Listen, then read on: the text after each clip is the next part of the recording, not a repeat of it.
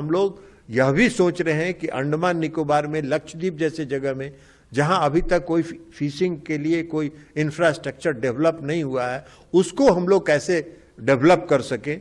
तो ये डेवलपमेंट का काम हम लोग उस सेक्टर में कर रहे हैं। तो ये हमने आपको बताया फिशिंग सेक्टर के बारे में। अब हम आपको बताना चाहते हैं पशुपालन के क्षेत्र में। देखिए, पशुपालन जो है, पशुधन का जो पूरे एग्रीकल्चर सेक्टर में जो पशुधन का है, उसका बहुत बड़ा योगदान है। पूरे हम आज मिल्क प्रोडक्शन में आज हम फिशरीज में हम सेकंड हैं वर्ल्ड में, और मिल्क प्रोडक्शन में हम वर्ल्ड में नंबर 1 पर है, पहले स्थान पर हम। और हमारी जो हिस्सेदारी है 25% हिस्सेदारी है पूरे एग्रीकल्चर सेक्टर में हमारी इसमें। अब अगर आप उसको आज की तारीख से अगर आप उसको मूल्य में, कीमत में जोड़ो तो लगभग 17.25 लाख करोड़ है उसका आज उत्पादन हम लोग कर रहे हैं, पशुधन का उत्पादन। और अगर सिर्फ मिल्क के सेक्टर को अगर हम देखें तो 11.16 लाख करोड़ का हम मिल्क प्रोडक्शन कर रहे हैं। हम आज हमारा मिल्क प्रोडक्शन का ग्रोथ 6% पर ईयर है, 6% प्रति वर्ष के दर से हम दूध के उत्पादन को बढ़ा रहे हैं। जबकि ग्लोबली अगर विश्व में आप देखें तो उसका ग्रोथ है 2%, उनका ग्रोथ है 2%, हमारा ग्रोथ है 6%। तो हम इस रेशियो में आगे बढ़ रहे हैं। तो इसके साथ साथ हमारा जो 9 साल में अगर आप मिल्क प्रोडक्शन को देखेंगे 2013-14, जैसे मैंने फिशिंग में बताया, अगर 13-14 से 23-24 में मिल्क प्रोडक्शन को हम देखें तो हमारा ग्रोथ है 57.62% हमारा ग्रोथ है मिल्क सेक्टर में, मिल्क प्रोडक्शन के सेक्टर में। तो ये हमारा ग्रोथ है। अभी हम आरजीएम, प्रधानमंत्री जी ने एक राष्ट्रीय गोकुल मिशन योजना चलाया। अब राष्ट्रीय गोकुल मिशन योजना के तहत जो सबसे बड़ा काम हो रहा है वो हो रहा है नस्ल सुधार का। और नस्ल सुधार के लिए 2 टेक्नोलॉजी है। एक टेक्नोलॉजी है आईवीएफ टेक्नोलॉजी और एक टेक्नोलॉजी है सेक्स सॉर्टेड सीमेन टेक्नोलॉजी। जो हम नॉर्मली हम 7 वर्षों में जो नस्ल सुधार कर सकते हैं, वो इस टेक्नोलॉजी का उपयोग करके हम 1 साल में नस्ल सुधार कर सकते हैं।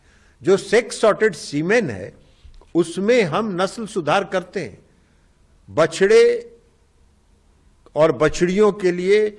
जो हम सेक्स सॉर्टेड सीमेन 3 डोज देते हैं और 3 डोज का में जो उनको देना है वो अगर देंगे तो उसी नस्ल में सुधार होगा। और अधिकांश 90% सक्सेस है और बछड़ियां उसमें पैदा होंगी। तो इसका एक उपयोग है कि हम नस्ल तो सुधार रहे हैं, देसी नस्ल है तो वो देसी ही नस्ल का होगा, उसके दूध के प्रोडक्शन में कोई वृद्धि नहीं होगी, लेकिन नस्ल सुधार जरूर होगा, उसका क्वालिटी बेटर होगा और बछड़ी ज्यादा पैदा होगी। एक समस्या आती है आवारा पशुओं की, जो सड़कों पर घूमने वाले पशुओं की, उसमें कमी आएगी। क्योंकि जो सड़कों पर छोड़े जाते हैं वो मुख्य तौर पर नस्ल सुधार नहीं होने के कारण या मेल बछड़ा होने के कारण लोग उसका उपयोग नहीं होता है, तो इसलिए सड़कों पर छोड़ देते हैं। इससे कंट्रोल होगा। इसको हम लोगों ने देश के स्तर पर भी विकसित किया है। पहले इसका कीमत था मेरे ख्याल से 6,000 रुपया।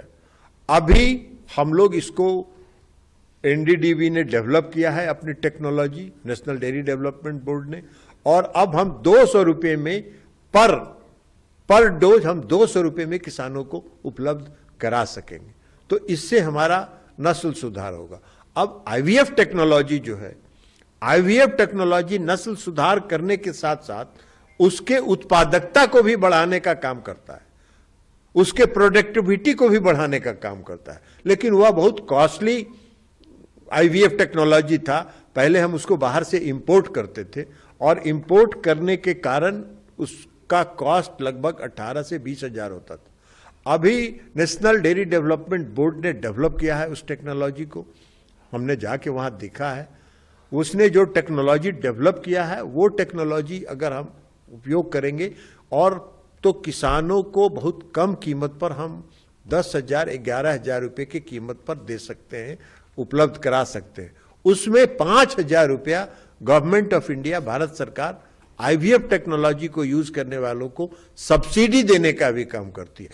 तो 11,000 रुपया अगर उसका कॉस्ट हुआ और 5,000 रुपया सब्सिडी मिला तो लगभग 6,000 रुपया में वो किसानों को उपलब्ध हो जाएगा। उससे किसानों का जो नस्ल पैदा होगा उसकी प्रोडक्टिविटी बढ़ेगी, और प्रोडक्टिविटी बढ़ेगी तो हम दूध के उत्पादन के क्षेत्र में भी आगे जाएंगे।